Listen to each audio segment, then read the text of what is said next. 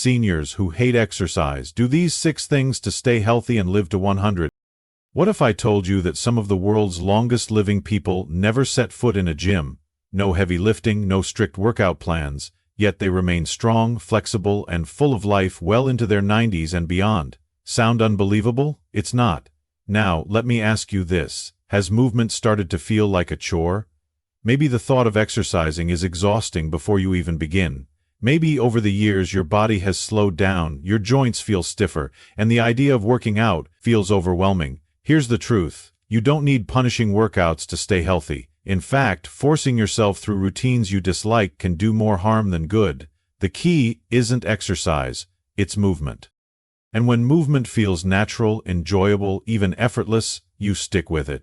In this video you'll discover 6 simple yet powerful ways to stay active without even realizing it. These are the same habits that have kept people thriving into old age, proving that longevity isn't built in the gym, it's built in the little things we do every day. So, if you're ready to feel younger, move with ease, and reclaim your energy, stick around, because these 6 habits might just change your life. And while you're here, hit that like button and subscribe for more simple ways to stay strong, independent, and full of life. Let's dive in. 1. Turn everyday chores into fitness. The great Roman statesman Cicero once said, "If you have a garden and a library, you have everything you need." The ancients knew what many of us forget today. There is wisdom, healing, and even salvation in working with the earth. In Taoist philosophy, it is believed that a person's hands must touch nature to remain balanced. The great Chinese sage Lao Tzu wrote, "Nature does not hurry, yet everything is accomplished." I've lived a long life, long enough to see the world change in ways I never imagined. I've seen people abandon the simple joys of life in favor of speed, convenience, and efficiency. But let me tell you a story, one that might just remind you why the simple act of planting something, nurturing it, and watching it grow can heal more than just the soil beneath your feet. I remember a man named Franklin. He lived a few houses down from me when I was younger, in a quiet, tree-lined neighborhood where everyone knew everyone. Franklin was a proud, stubborn man, a war veteran who had spent decades in the workforce, providing for his family. But life has a way of testing you when you least expect it. One by one, the pillars that held up Franklin's world began to crumble. His wife passed away from an illness that came too swiftly, too unfairly. His children, busy with their own lives, moved across the country. Retirement, which he once looked forward to, suddenly felt like a prison sentence rather than a well-earned reward. And so, Franklin did what many men of his generation did. He retreated into silence. He stopped coming to Sunday barbecues, stopped chatting with neighbors, and stopped smiling. He would sit on his porch, staring out at his overgrown yard, the weeds creeping up as if to swallow his home whole. Then one day something remarkable happened. A storm had blown through the town the night before, knocking over tree branches and scattering leaves like forgotten memories. The next morning, as I passed Franklin's house on my morning walk, I saw something I hadn't seen in a long time. Franklin was in his yard, kneeling down in the dirt. At first he was just clearing away debris, his movements slow and deliberate. But then he began pulling weeds, revealing patches of earth that hadn't seen sunlight in years. Days passed, and I watched as Franklin started planting. Small things at first, just to see if they would take. Tomatoes, basil, a row of sunflowers along the fence line. And just like that, a man who had been drowning in grief began to find his way back to life. It didn't happen overnight. At first he barely spoke when I stopped by to admire his work. But as the plants grew, so did Franklin's voice. "These tomatoes remind me of the ones my mother used to grow," he told me one afternoon, wiping dirt from his hands. "She used to send me outside as a boy to pick them for supper. I haven't thought about that in years." That was the first time I saw a glimmer of something in his eyes, not just sadness, but remembrance. Seasons passed, and Franklin's garden became the envy of the neighborhood. People stopped by just to see the explosion of life in his once-forgotten yard. And something else happened too. People started staying. Neighbors who had once given him space now lingered to chat. Children from down the street would stop by to ask about the flowers. Even his own son, who had grown distant over the years, came home for a visit and sat with him on the porch, marveling at the father who had once been lost but was now, somehow, finding his way back. "This garden saved me," Franklin admitted one day as we sipped iced tea in the shade. When I felt like I had nothing left, I realized I still had something to give. And when you're growing something, when you're nurturing life, you can't help but be a part of it yourself. I nodded, because I knew exactly what he meant. You see, the world will try to convince you that age is a slow decline, that when you reach a certain point you are simply waiting for what no one says. But they're wrong. As long as your hands can still touch the earth, as long as you can plant, grow, and create, you are still living. It's easy to think that fitness and health come from gyms, routines, or strict regimens. But the greatest teachers in life, our ancestors, the earth itself, tell a different story. The movement of your hands in the soil is movement for your soul. The stretching of your body as you pull weeds is a stretch toward healing. And the patience you learn while waiting for a flower to bloom is the patience you must have with yourself in all seasons of life. So, if you are struggling with loneliness, grief, or simply feeling like time is slipping through your fingers, plant something. Because when you grow something, you grow too. I'd love to hear from you. Have you ever felt the quiet therapy of tending to a garden? Do you have a special plant that brings you joy? Or perhaps, like Franklin, you've found healing in a simple act of creation? Share your story in the comments. Your words might just inspire someone else to pick up a trowel, plant a seed, and begin their own journey of growth. And if you found this story meaningful, consider liking and subscribing, not just for me, but for the community we're building here, a place where wisdom, experience, and the beauty of simple things still matter. As long as we are learning, as long as we are growing, we are still very much alive. 2. Walk with purpose.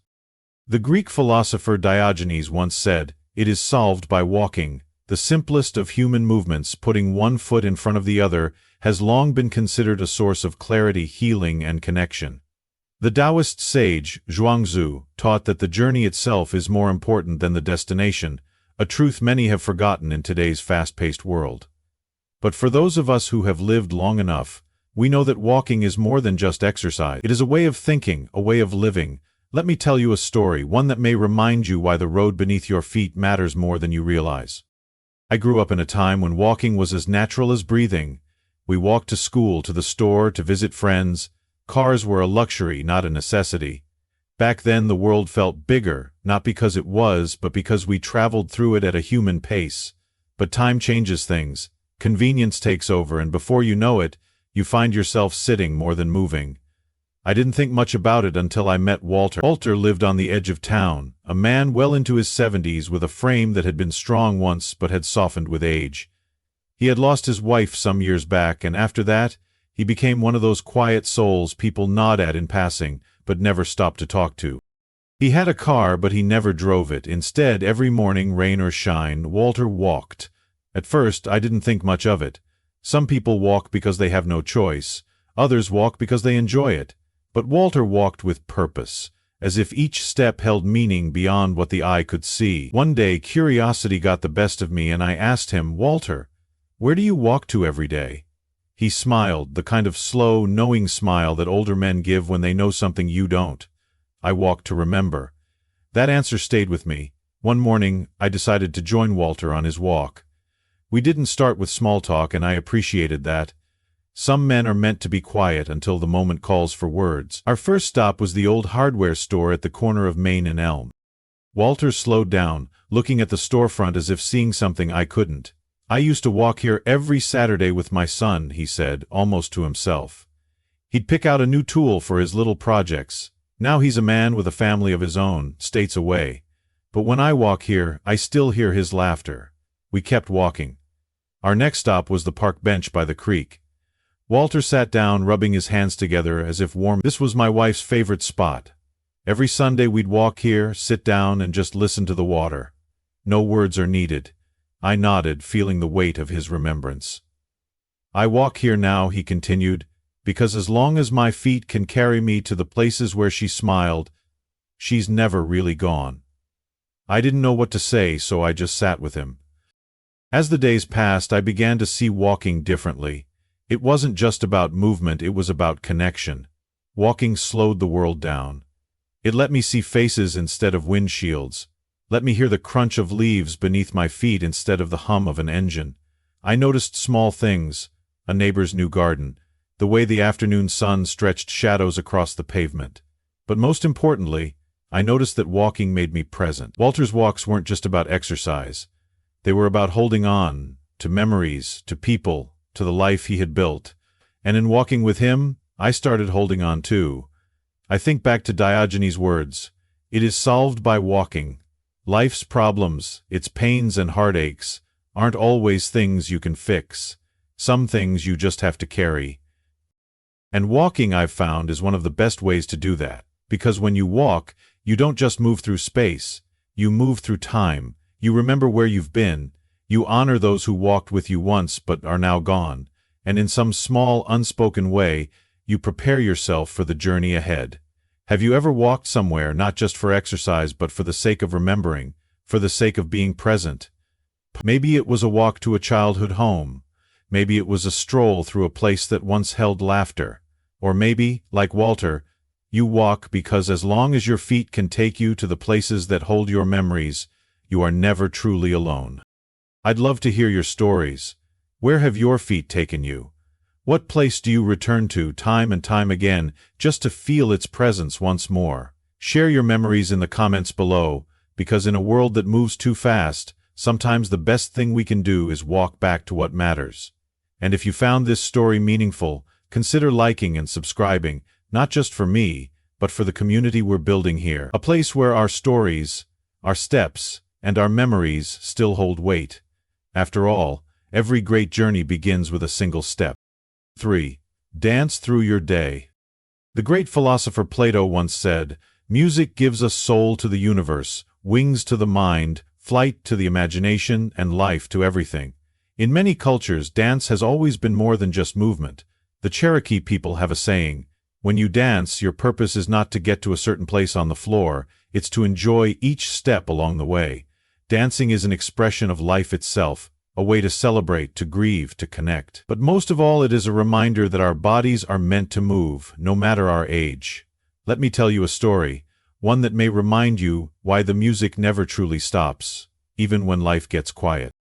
There was a time when I danced without thinking. When I was young, I danced at weddings, at celebrations, even in the kitchen while my mother cooked supper. It was effortless then, before I understood how time had a way of making us stop moving. But let me tell you about Ruth and Thomas. They lived just down the street from me, an old couple who had been married for over 50 years.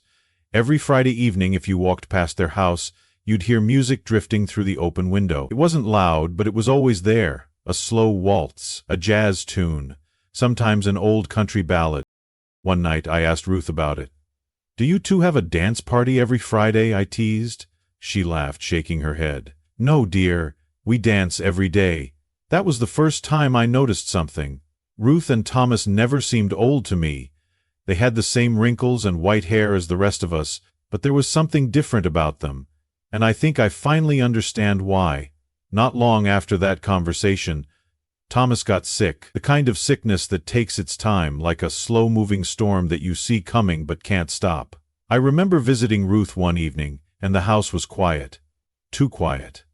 I found her in the kitchen, her hands resting on the counter, staring at the radio. "It was off. You stopped dancing," I said. She sighed. "I don't feel like it anymore." I nodded. I understood. But something inside me didn't sit right.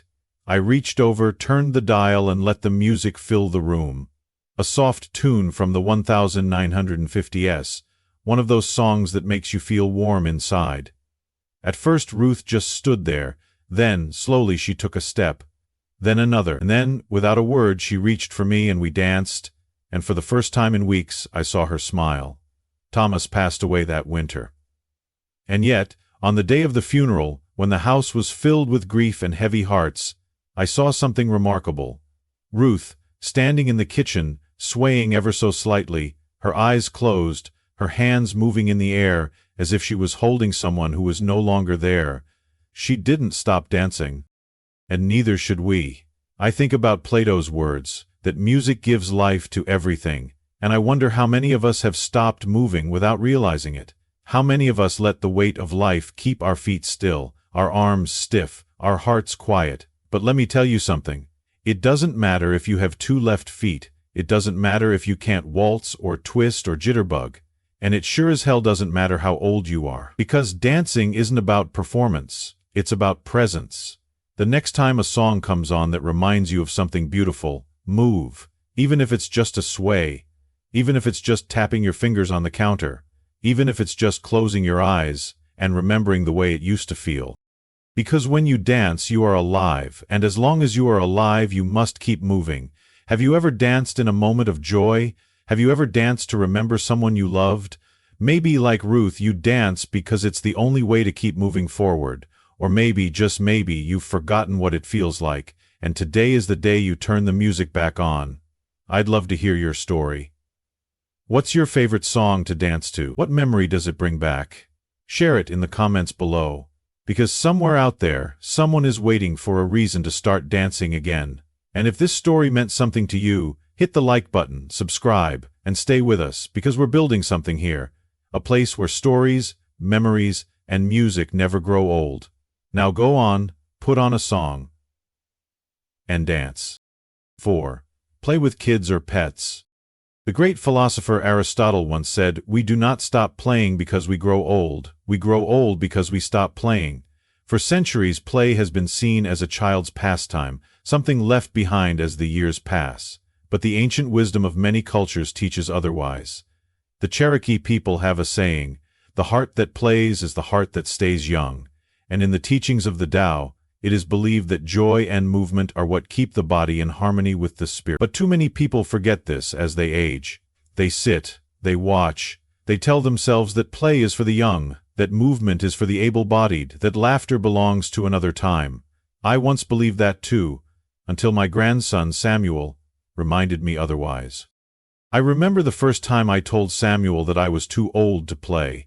He had just turned 5, that perfect age where energy is endless, where everything is a game, where running is done not because it's needed, but because it's fun. He came to me with a toy ball in his hands and a hopeful grin on his face. "Grandpa, let's play." I smiled, patted his head, and told him, "Grandpas don't play, son, we watch." His little face scrunched up in confusion. Why? And let me tell you, it was the first time in my life that I didn't have an answer. The next time Samuel came over, I watched him from the porch as he played in the backyard. He ran, he jumped, he laughed, really laughed, the kind of laugh that comes from pure, unfiltered joy. And then I heard something else, the sound of a barking dog. Now, I should mention that I never wanted a dog. Maggie had been my late wife's idea, a small Labrador mix that she adopted in her final years because she said the house had grown too quiet. And so, there she was, wagging her tail at Samuel, chasing him around, barking with excitement. I don't know what it was, maybe it was the way Samuel and Maggie looked at each other, the way they shared a moment of absolute delight, the way I suddenly realized that I was missing out on something I hadn't even known I had lost. But before I could stop myself, I was off the porch, onto the grass, and into the game. I chased Samuel, he laughed, Maggie barked. And for the first time in years, I ran. I was slow, sure, clumsy even. But it didn't matter, because in that moment, I wasn't an old man watching from a chair. I was a boy again, running through time. Something changed in me that day. At first, I told myself I was just playing for Samuel, giving the kid a moment, humoring him, letting him have a story to tell his parents when they picked him up. But the truth? I felt better. Not just physically, though my joints, for the first time in years, actually felt looser instead of stiff, but mentally. My mind felt clearer, my heart felt lighter, my spirit felt awake in a way I hadn't noticed it had fallen asleep, and I wondered, how long had I been sitting still? That moment led to others. Samuel and I played hide-and-seek, we built forts out of blankets and pillows. We made up silly races, who could run to the fence and back the fastest. He always won, though he let me think I had a chance. And on the days when Samuel wasn't around, I found myself playing in other ways. Maggie and I started going on longer walks. I tossed a ball for her just to see her excitement. I kicked pebbles down the sidewalk as I walked to the store. And you know what? I laughed more. I think back to Aristotle's words, that we do not stop playing because we grow old. We grow old because we stop playing. How many of us forget this? How many of us sit still because we think movement is for the young? But let me tell you something, movement is for the living. And as long as you can lift your arms, stretch your legs, take a step, throw a ball, you are still alive. You do not need to run a marathon. You do not need to climb mountains. You just need to play, because when you play, you connect to laughter, to life, to the people and pets who remind you that you're still here. And isn't that what really matters? When was the last time you played, not exercised, not did something because you had to, but truly played, for fun, for joy, for no other reason than because it made you feel good? Maybe it was with a grandchild. Maybe it was with a pet. Maybe, like me, it's been so long that you can't even remember. If so, maybe today is the day to change that. Go outside, toss a ball, run, not because you have to, but because you can. Laugh, move, play.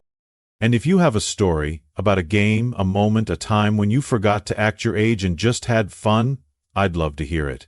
What's your favorite way to play? Share it in the comments below, because as long as we are playing, we are not just growing older, we are living. And if this story reminded you of something, if it made you smile, consider liking and subscribing, because this is a place where stories matter and where we never stop moving. 5. Stretch while you watch TV.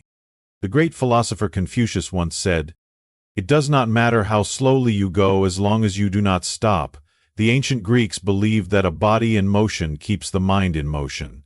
In Native American traditions, stretching, movement, and breath were seen as ways to align the body with the rhythms of nature, ensuring that stiffness and stagnation never took hold of the spirit. But in today's world, people move less than ever. They sit in chairs, in cars, in front of screens, bodies still while time moves forward without them. I know, because I was once one of them. Until I met Jim. Jim was my neighbor for nearly 20 years. A retired firefighter, strong in his younger days with a body that had known hard work, but a man who had grown still in his later years. He had once climbed ladders, ran into burning buildings, carried people to safety, but by the time I met him, he had stopped moving. The first time I really noticed, I was at his house watching a baseball game. Every inning, every commercial break, he stayed put, barely shifting in his recliner. I watched him, and he saw me watching. He chuckled. "What are you looking at, old man?" I smirked. "You, old man." He shook his head. "Not much to see anymore." And that hit me harder than I expected, because I knew that feeling. One day, Jim's doctor told him something that stuck with me.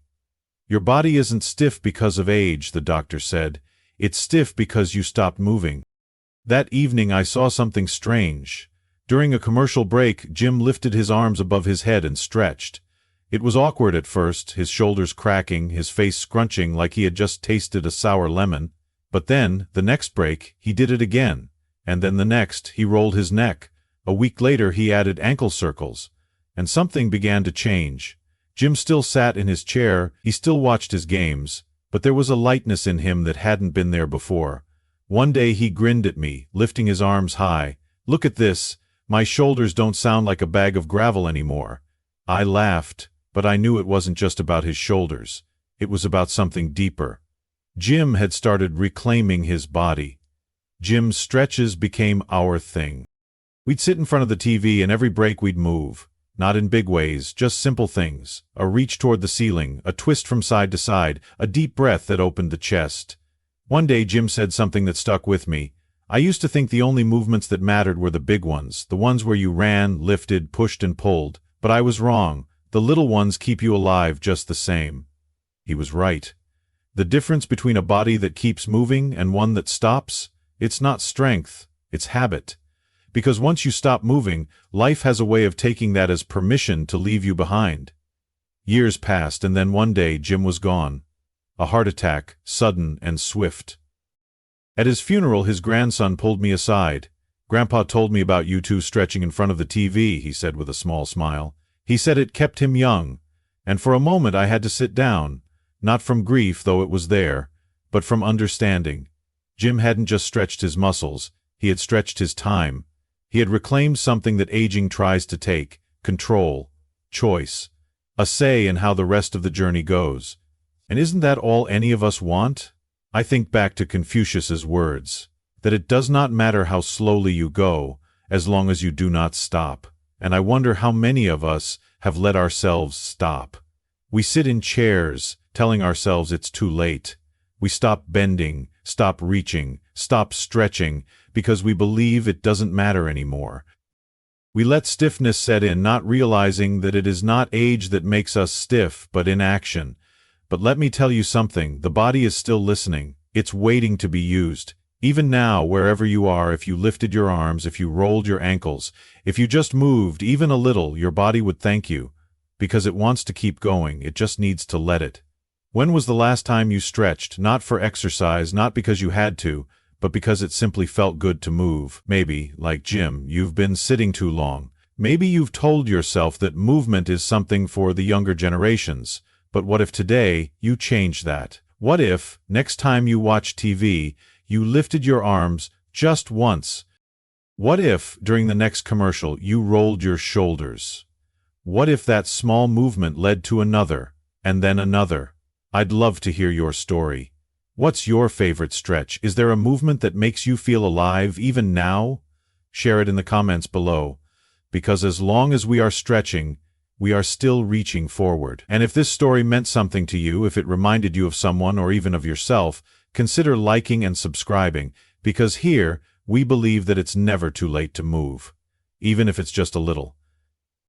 6. Join a social hobby that keeps you moving. The great Roman philosopher Seneca once said, "One hand washes the other, and both wash the face." This simple truth speaks to how much we need each other, not just for survival, but for joy, for growth, for purpose.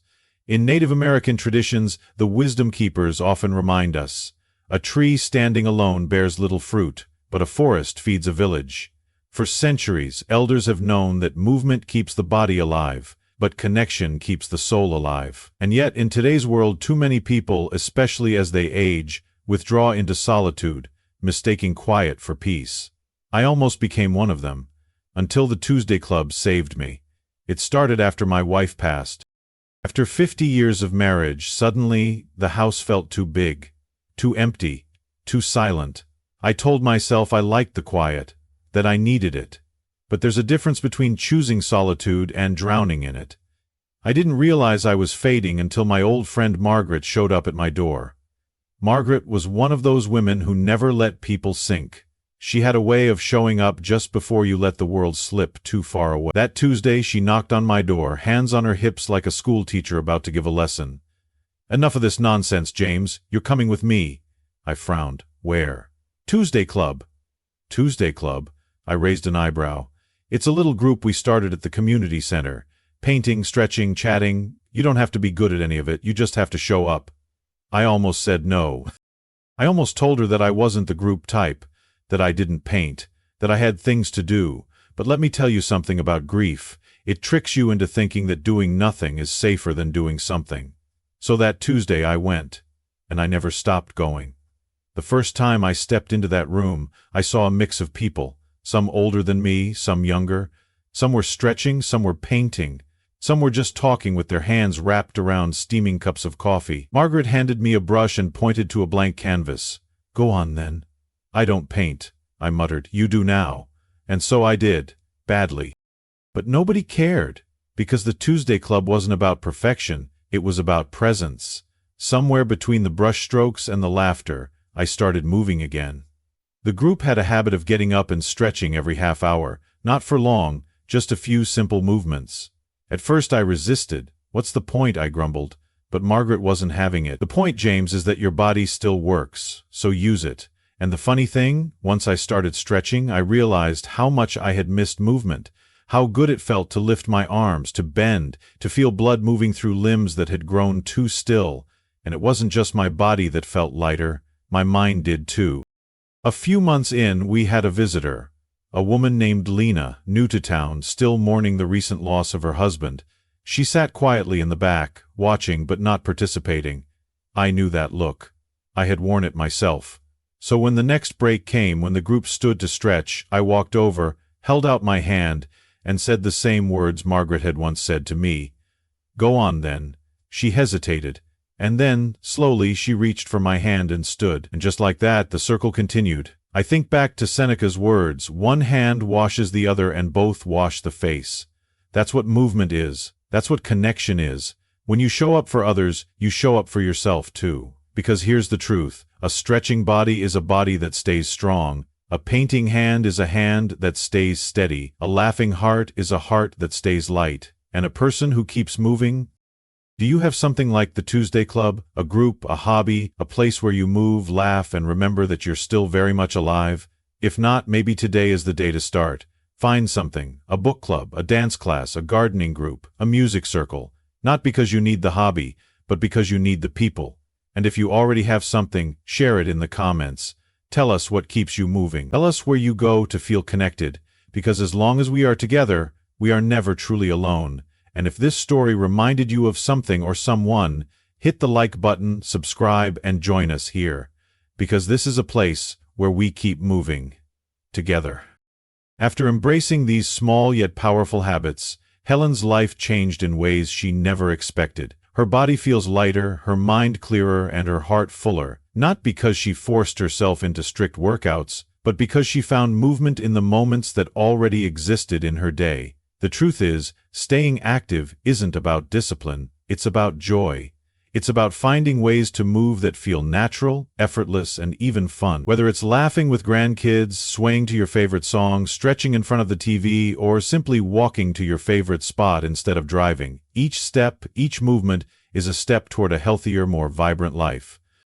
Now, I'd love to hear from you. Which of these habits will you try first? Do you have your own favorite way to stay active without even thinking about it? Share your thoughts in the comments. I'd love to learn from your experiences too. And if you found this video helpful, consider subscribing for more simple, inspiring ways to live well. After all, the best journeys are the ones we take together. Now go ahead, get up, stretch, move a little. Your body will thank you.